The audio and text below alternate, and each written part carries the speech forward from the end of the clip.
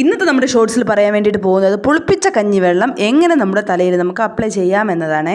കഞ്ഞിവെള്ളം എടുത്തതിന് ശേഷം ഒരു 48 മണിക്കൂർ, അതായത് 2 ദിവസം വെളിയിൽ വെച്ച് അത് പുളിപ്പിക്കണം കേട്ടോ. ഈ കഞ്ഞിവെള്ളം പുളിച്ചു കഴിഞ്ഞാലുള്ള ഗുണമെന്ന് പറഞ്ഞു കഴിഞ്ഞാൽ ഇതിനകത്തെ എൻസൈംസിൻ്റെയൊക്കെ റിയാക്ഷൻ നടന്നിട്ട് ഇത് മറ്റൊരു ലെവലിലേക്ക് മാറും കേട്ടോ. നമ്മുടെ സ്കാൽപ്പിലെ താരൻ പോലുള്ള പ്രശ്നങ്ങൾക്കാണ് ഇത്തരത്തിൽ പുളിപ്പിച്ച കഞ്ഞിവെള്ളം ഉലുവയുടെ കൂടെയോ പുളിപ്പിച്ച കഞ്ഞിവെള്ളമായിട്ടോ നമ്മൾ അപ്ലൈ ചെയ്ത് കൊടുത്തു കഴിഞ്ഞാൽ നമ്മുടെ താരനൊക്കെ നല്ല രീതിയിൽ കുറയാൻ വേണ്ടിയിട്ട് ഹെൽപ്പ് ചെയ്യുകയും. ഒരു ഗ്ലാസ് കഞ്ഞിവെള്ളം, അതായത് പുളിപ്പിച്ച കഞ്ഞിവെള്ളം എടുക്കുക, അതിലേക്ക് 2 ഗ്ലാസ് വെള്ളം ചേർത്ത് അതിനെ ലയിപ്പിക്കുക. അതിനുശേഷം ഹെയറിലും സ്കാൽപ്പിലും ഒക്കെ സ്പ്രേ ചെയ്ത് കൊടുക്കാം കേട്ടോ. ഇതൊരു 40 മിനിറ്റൊക്കെ തലയിലിട്ടതിന് ശേഷം നമുക്ക് നോർമൽ വെള്ളത്തിൽ കഴുകി കളയാവുന്നതാണ്. നമ്മുടെ കഞ്ഞിവെള്ളം ഉപയോഗിച്ചുകൊണ്ടുള്ള ഹെയർ സ്പ്രേ എന്ന് പറയുന്നത് നമുക്ക് എല്ലാ ദിവസവും വേണമെങ്കിലും ഉപയോഗിക്കാവുന്നതാണ് കേട്ടോ.